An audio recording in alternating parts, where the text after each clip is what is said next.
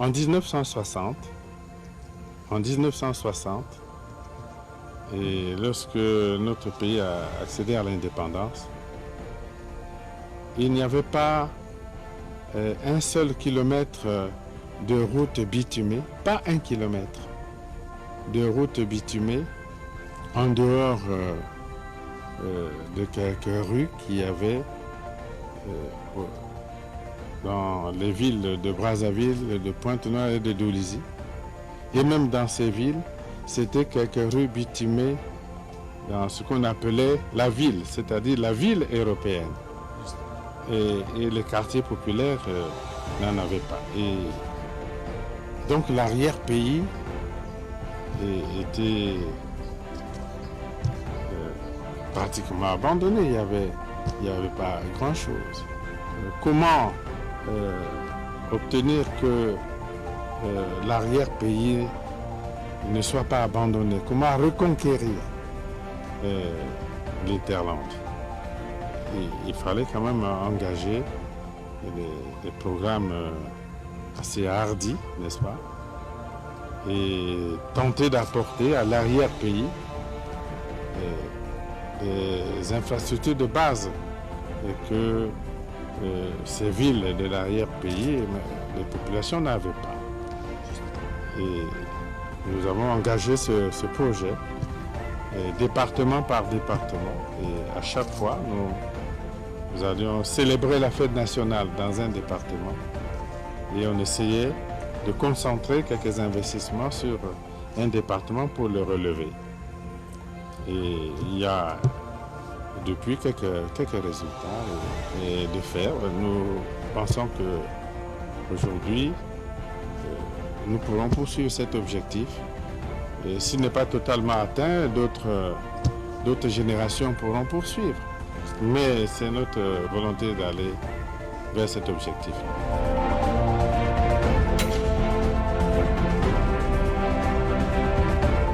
La municipalisation accélérée en République du Congo, avant d'entrer dans l'histoire, a fait couler encre et salive, aussi un goût de miel, plus particulièrement dans la ville capitale.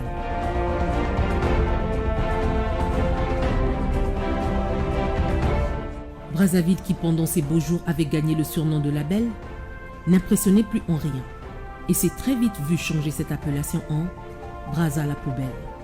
C'était à raison d'ailleurs, car si, à ce propos, les souvenirs de certains Congolais ont jusque-là brillé dans l'amnésie sélective, certains écrits sont restés et plusieurs images têtues ont été gardées au chaud.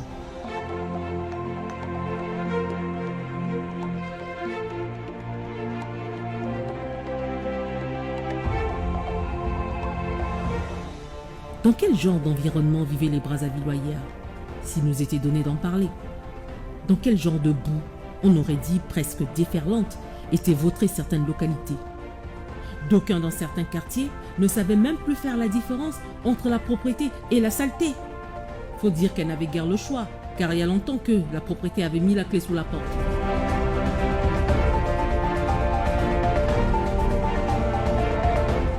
La qualité de l'air que respiraient certains Congolais hier laissait à désirer.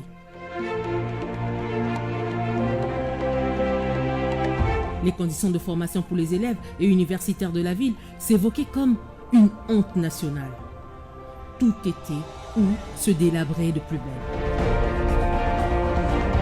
Les étudiants de la faculté des sciences et de droit, chaque matin, devaient brutalement quitter les bras de Morphée aux heures où le sommeil les réclamait un peu plus intimes, c'est-à-dire vers 3h ou 4h du matin, pour pouvoir gagner une place de choix, ironie du sort, dans un endroit sinistre qu'était le triste et célèbre Amphi 600. Nous sommes là parce qu'il faut avoir de la place devant. Ceux qui habitent dans les parages, voilà, viennent à temps, quoi, à 0h, 1h pour réserver, pour partir dormir, pour revenir à 6h. Disons-le, quel genre de route parsemait les artères de Brazzaville hier? Pour quelle destination?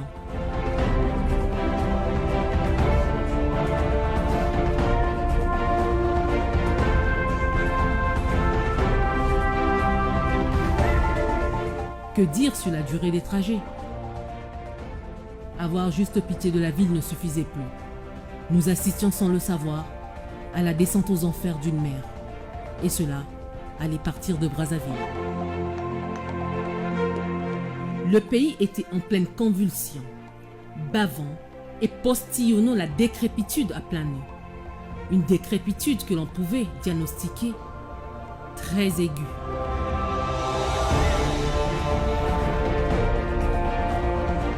Il a fallu la matérialisation d'une volonté politique herculienne de développement de la part du gouvernement pour pouvoir voir changer les choses.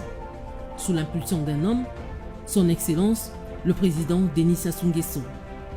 Il faut se l'avouer, l'enjeu était de taille.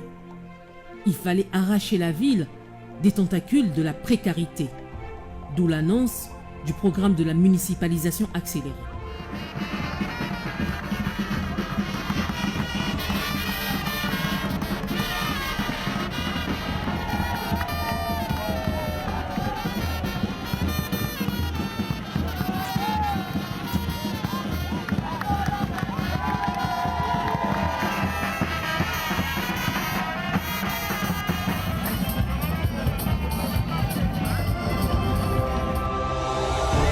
Tel un important héritage promis, ce projet tant attendu par les populations dès son annonce ravivait déjà les cœurs et enchantait les esprits, vu qu'il s'agissait comme d'une tournée offerte aux 12 départements par le gouvernement au travers de son mentor, le président Denis Sassou Nguesso.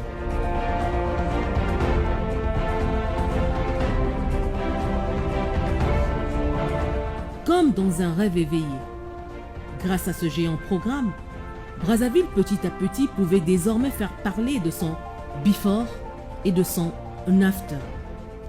Seuls les aveugles pour ne pas le voir, mais par la force des choses, s'y voient parfois malgré eux heurtés à la réalité tellement la ville a changé de configuration. Du haut de son plus grand bâtiment, sa jeunesse raconte. Après les deux parenthèses honteuses que nous avons connues dans notre pays, Brazzaville était devenue l'ombre d'elle-même, beaucoup plus un champ de ruines. Mais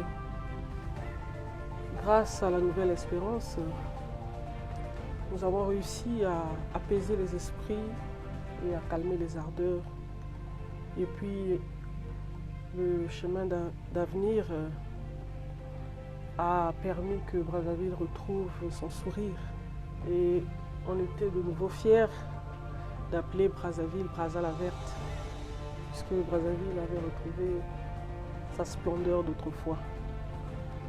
Et c'est comme ça qu'on a vu sortir de terre de nouvelles infrastructures dont nous sommes fiers aujourd'hui. Depuis le 26e étage où on se trouve, et ce fleuve inspire beaucoup. Ça inspire beaucoup. En même temps, ça permet de souffler. Et moi, je m'amuse souvent à dire que toutes les routes mènent à Brazzaville. C'est mon point de vue personnel. Et je l'ai même écrit dans un de mes poèmes. Pour moi, Brazzaville, c'est le centre de la terre. Brazzaville, c'est une fierté pour nous. Du haut de la tour Nabemba, ici, je peux dire que il n'y a pas de complexe à se faire. S'il faut résumer tout cela en un mot, je dirais simplement que c'est merveilleux. C'est à nous de préserver désormais Brazzaville, parce que Brazzaville, c'est un rêve que nous partageons. Dès son lancement en 2004 à Pointe-Noire, suivi du même procédé à Infondo en 2005, on aurait dit qu'un bal de noces pour le Congo s'ouvrait. Les 12 départements du pays s'invitaient à leurs propres épousailles. La nouvelle de ce programme s'est répandue comme une traînée de poudre. Tous les yeux sur le Congo étaient rivés. La municipalisation accélérée. Était-ce une fois de plus un de ces programmes politiques bourrés d'artifices? Était-ce l'annonce de trop qui finira rangée dans l'un de ces tiroirs dorés du pouvoir? Non, il fallait d'abord le voir pour pouvoir y croire.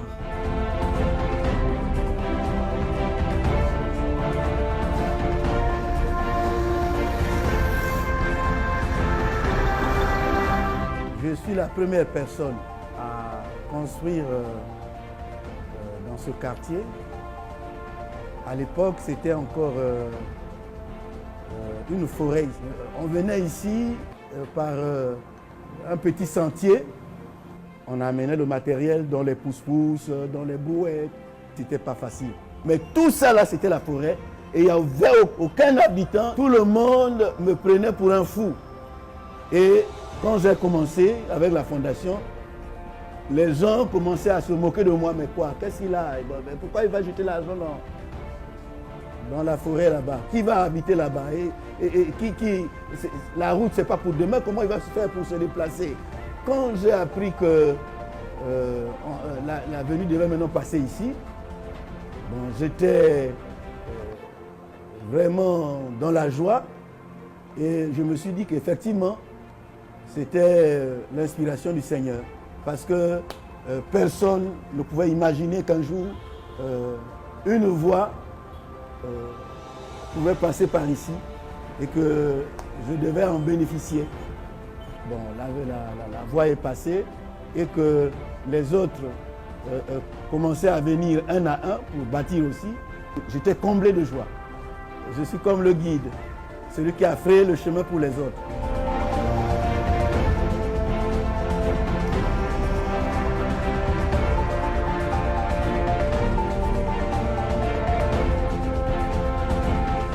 « 2008, telle une jeune fiancée s'apprêtant à donner son oui.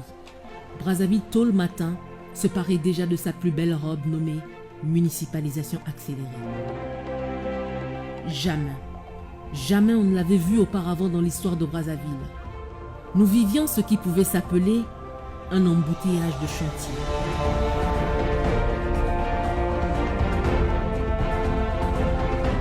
La doyenne de 129 ans en ce temps-là, de tout son poids se relevait. De fil à aiguille, elle gagnait en esthétique, un vrai régal visuel. Brazzaville relooké, Brazzaville requinqué. On aurait dit qu'au vert jaune rouge se joignaient d'autres couleurs, celles de l'arc-en-ciel.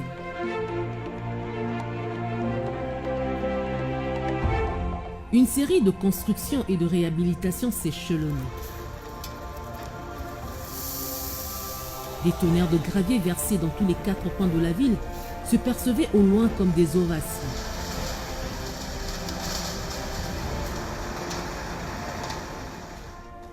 Un sang particulièrement apaisant. Il était temps pour la ville. Il valait mieux ce sang-là plutôt qu'un autre.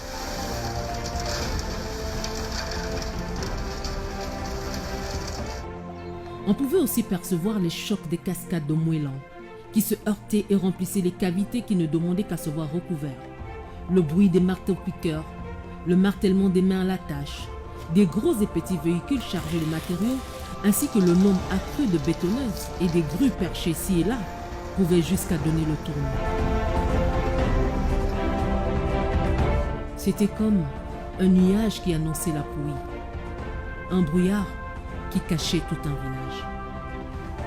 Là, on pouvait dire que Brazzaville était devenu un vaste chantier en ébullition, un grand projet de modernisation. Le processus était lancé. Tout, en tout cas dans la mesure du possible, devait revêtir peau neuve. Aucun secteur n'a été laissé pour cause. Chaque circonscription devait en garder un souvenir marquant.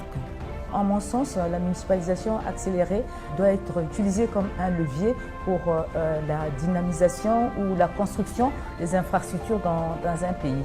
Parce que les acteurs au développement doivent contribuer à la construction d'un département, d'une ville, d'un arrondissement. Par exemple, ici à Bakongo, justement, après la municipalisation, nous avons des partenaires privés qui ont construit des universités. Bon, Bakongo aussi va rayonner avec la nouvelle cité gouvernementale qui va être un projet qui est, lui, porté par l'État congolais. Mais en face, il y aura des partenaires chinois qui nous ont fait un don de la cité parlementaire. C'est tout le monde qui doit participer au rayonnement d'une cité. Les habitants de Bakongo doivent aussi participer au rayonnement de la cité. Notamment, tous les premiers samedis du mois, il y a une délibération qui qui dit que chacun doit balayer devant sa maison, on doit planter des fleurs, on doit assainir notre environnement. Donc c'est tout ça, c'est tout le monde qui doit participer au rayonnement de la cité.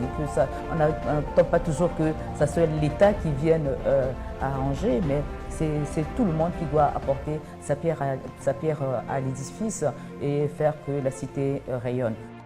Des routes se construisaient, des avenues se réfectionnaient, notamment la route nationale numéro 1. Quitter Brazzaville pour Pointe-Noire, quitter Brazzaville pour Ouesso par la route, comme le dirait un enfant, est devenu un petit jeu. Des réalisations dont, vues de haut, pouvaient jusqu'à se confondre à une maquette. Des installations sportives ont été aménagées.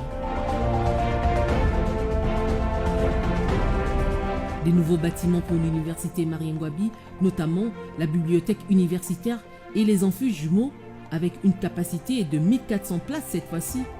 Le genre d'infrastructure qui force à tout prix une prise de conscience. Je suis un étudiant à la faculté de droit et nous avons étudié dans des conditions très rudes. Les étudiants se réveillaient le bonheur matin, venir à l'école à 2 h du matin. Parfois on vient à l'école, on somnole. Vraiment, je remercie le président Denis Sassou Nguesso pour cette initiative qu'il a prise.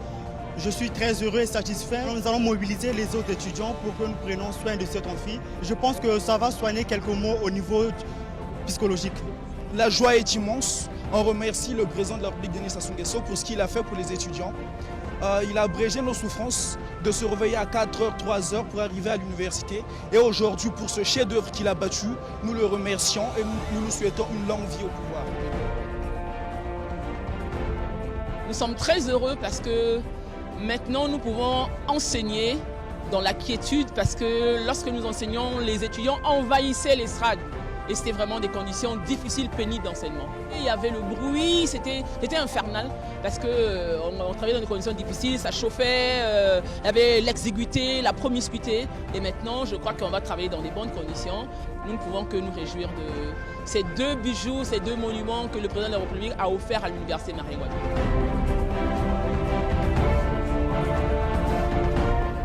Brazzaville développait alors les raisons d'être fier d'elle. C'est là qu'a commencé un enchaînement de poses de première pierre. Les inaugurations étaient devenues un sport national. Tous les secteurs devaient être dotés. Il n'y avait pas de souci à se faire. C'est le gouvernement qui offrait.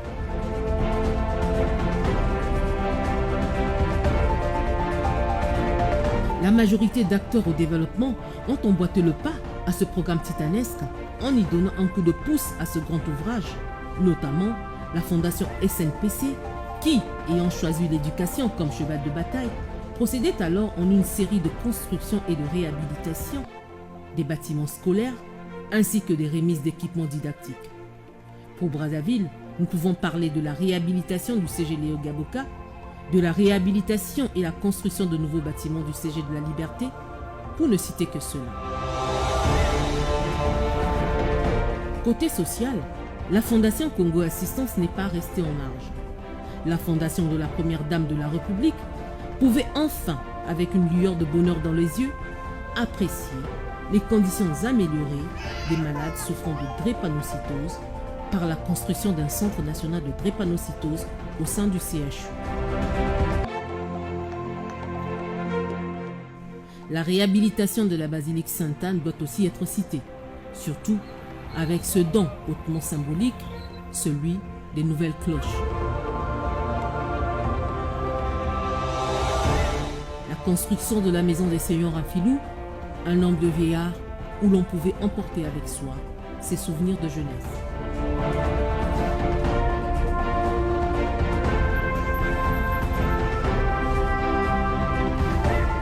Brazzaville, Brazzaville, s'il nous était donné d'invoquer nos souvenirs. Les fonctionnaires de l'ancienne immigration sont castrés dans un petit local situé près du majestueux fleuve Congo, fleuve dont ils ne pouvaient même pas bénéficier de la vue. En plus d'être petit, cette bicoque se trouvait vraiment au mauvais endroit. Qui se souvient de cette époque-là?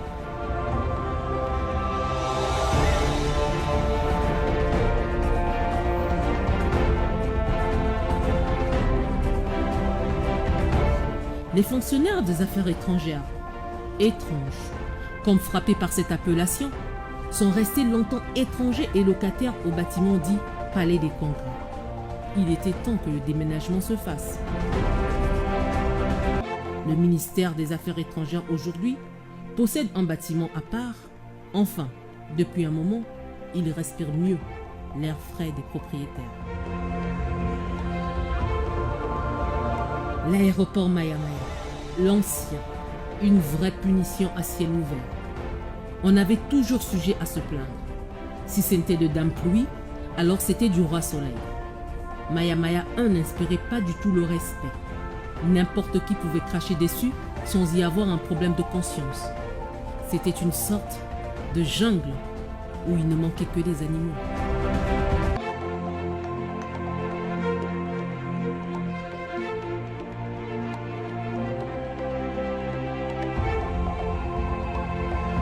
La mairie de Talangai, avant sa délocalisation, ressemblait à un faux labyrinthe à 3 pièces. Comme si elle a été conçue spécialement pour égarer ses usagers. Même quand ils ont eu à changer de local, on parvenait quand même à s'y perdre dedans. La mairie de Talangai avait une jumelle, presque identique. C'était la mairie d'un filou. Jusqu'à ce que la municipalisation s'en mêle. La mairie de Talangai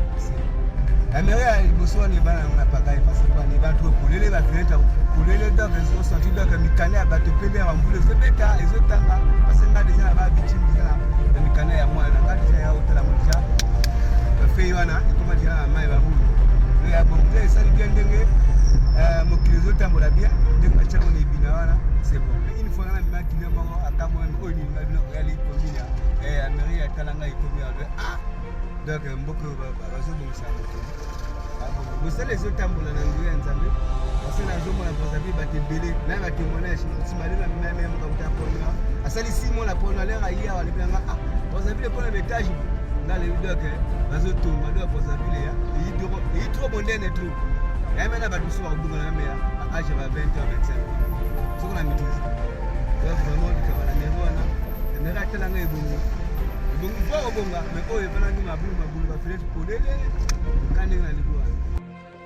L'avenue Mariengouabi, le parent pauvre de la famille des travaux, abandonnée depuis des lustres à mi-parcours, cette sinistre avenue, en l'observant pendant longtemps, on en venait à se dire, entre l'idée et l'intention des concepteurs, il y a dû avoir un grand fossé.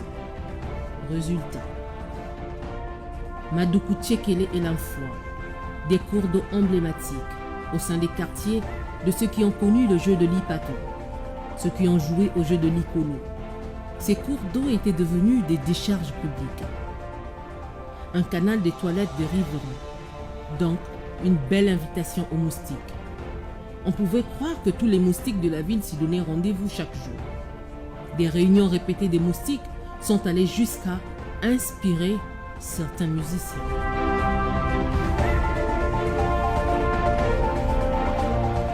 Désormais canalisés avec un longiligne et onduleux garde-fou bien bâti, Madoukou et l'Infoua trouvent désormais leur chemin et on oublie même à s'écouter couler.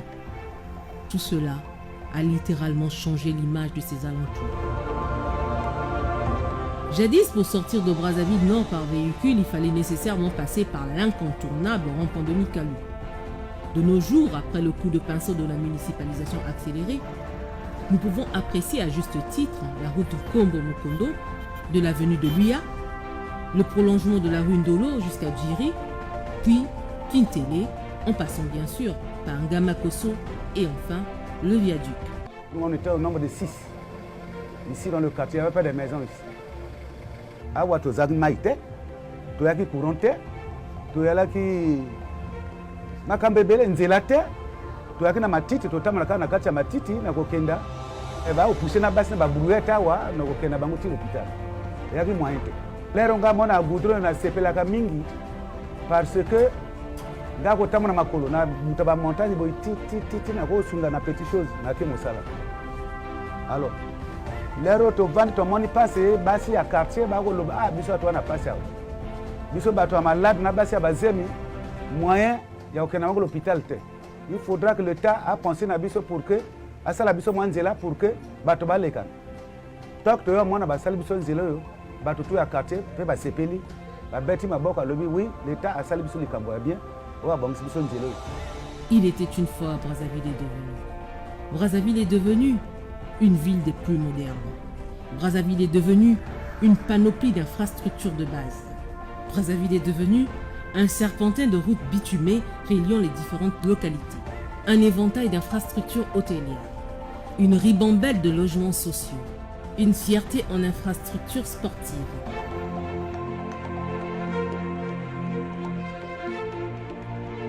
Une force quant aux capacités d'accueil. La liste n'est pas exhaustive.